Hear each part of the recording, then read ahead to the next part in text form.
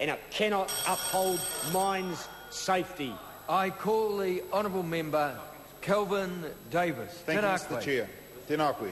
Mr Chair, everyone knows that the Labour Party was born in the coal mines of the West Coast, and so it's only appropriate and understandable that we have a Labour Member of Parliament from the West Coast speaking with some passion about the events that occurred in Pike River. Now, I know that the whole country and the whole House is upset about what happened at Pike River, and it's imperative on this government that they create the conditions that prevent that sort of tragedy happening again. Now, Mr Chair, whether workers are working in a mine or in a McDonald's, they know that the Labour Party is their party and that we are here to stand up for their rights and their conditions. Contrast that to the party opposite the government, who are there for the employers and not the employees, and we know that their prevailing belief is that the employers are the benefactors and the employees are the beneficiaries, and that the workers, the employees, are the people that should just do the work and be grateful. Be grateful that they've been given an opportunity to earn a bit of money. The benefactors and the party that support them tend to forget that businesses thrive and make money because of the work of the employees, the people that are there doing the hard work. And one of the worst pieces of legislation to come through this House as a result of the national government is the 90-day trial period that my colleague Darian Fenton has touched on.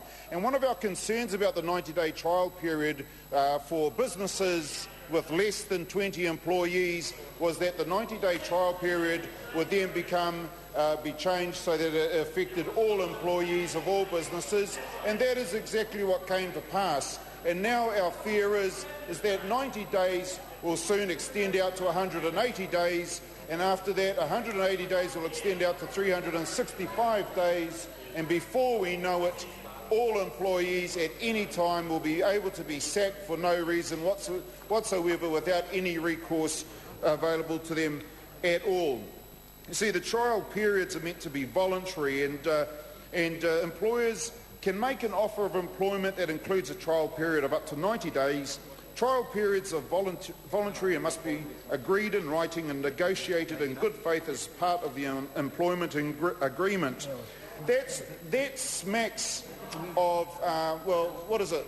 It implies that there's some sort of even power there between the employer and the employee, that there's a relationship that's based on equality, when the reality we know is when somebody walks into a job, and in the situation that the country faces at the moment, there aren't all that many jobs, so people are desperate, they will go in and they will be too scared to actually negotiate anything. They're just going to take what the employer says and live with it. And we know that that government over there likes that. Because remember, that's the government that has the Prime Minister that was caught before the 2008 election up in Kerikeri, was caught by a reporter when he was addressing a business function, saying he would love to see wages drop.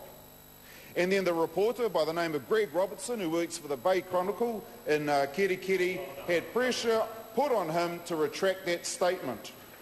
See, this is the party that would love to see wages drop. This is the party that says that having our wages being 30% less than Australia is a competitive advantage.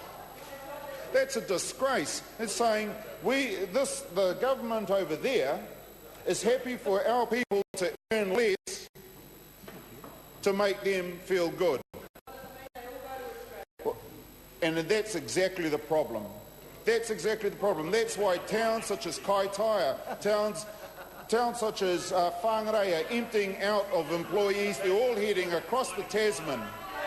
There's a rugby club up near Whangarei, Hukirangi, that could form 2 rugby teams in Perth more easily than it can form 1 rugby team up in the north, because all the players over the last 2 or 3 years have moved over to Perth and are getting jobs there because the employment, the labour laws over there are a lot friendlier to workers.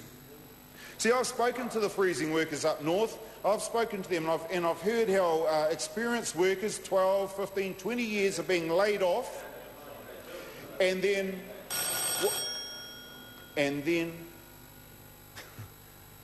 sorry. Good effort, Calvin. The question is order. The question is order. Order. We're having a vote. The question is that Vote Labour stand part of the schedule.